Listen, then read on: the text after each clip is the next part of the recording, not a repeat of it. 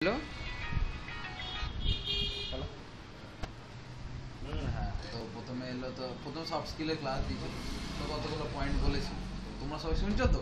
হ্যাঁ, তো প্রথমে যে পয়েন্টটা বলেছিল যে যতই নার্ভাস হও কিছুতেই নিজের চুয়াল্লিশই তো করছিলেন, নিজের কনফিডেন্স হারাবে না, তাতে যাই হয়ে যাক। যদি ভুল উত্তরও মনে আসে সেটাও বললো উইথ কনফিডেন্স। আর যেন প্রত্যেকটা উত্তরে সরি বলো না, তাহলে ওটা একটা বাজে জিনিস। রিপিট। প্রত্যেকটা উত্তরে না জানলে সরি বলো না, কিছু বলেও চেষ্টা করো, কিন্তু যাই চেষ্টা করো কনফিডেন্স। টেবিলের ওপরে হাত রাখবো, কোনোদিন টেবিলের নিচে হাত রাখবো, ওটা বাজে চেষ্টা। রিপিট টেলিকাস্ট হবে ও সেটা জানে না, তুই বল। তারপরে আর না, ঠিক আছে, ক্লায়েন্টের সাথে ব্যস্ত আছে। তো তারপরে যখন আমি লাস্ট সেশন পিআই তে ঢুকলাম, তখন সবাইকে কোশ্চেন জিজ্ঞেস করা হয়, ঠিক আছে? আমাকে একটা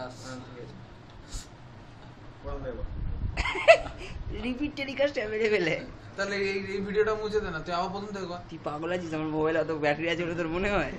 কন্টিনিউ। তারপরে আমাকে প্রথমে পিআই রাউন্ডে ঢুকে একটা কোর সাবজেক্ট থেকে কোশ্চেন জিজ্ঞেস করলো, সেটা বললে এখানে যতজন আছে কেউই বুঝতে পারছে না, তো ওই জন্য ওটা বলছি না। তারপরে আমাকে জিজ্ঞেস করলে তুমি আর বড় ঠকাতে পারো না, তুমি চুপ। আচ্ছা, কোশ্চেনটা জেনে অডিয়েন্সরা শুনতে চাইছে, না carry forward, carry forward, carry forward. কোশ্চেনটা জেনে রাখবে, একদমই সহজ কোশ্চেন, হুইস্টন ব্রিজ কি? ঠিক আছে, বাস দ্যাটস ইট। এবার লাস্টে আমাকে যেটা মানে ইন্টেলেকচুয়ালি কাঁদাও বাবু, এই সময় দর্শকদের কাঁদাও।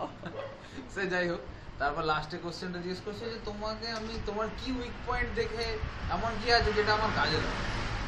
তখন আমি বললাম যে কনফিডেন্সের সাথে বুক ফুলিয়ে যে যে আমার একটা বাজে স্বভাব আছে যে আমি যদি কিছু করতে শুরু করি যতক্ষণ না শেষ করবো না সেখানে কারেক্ট।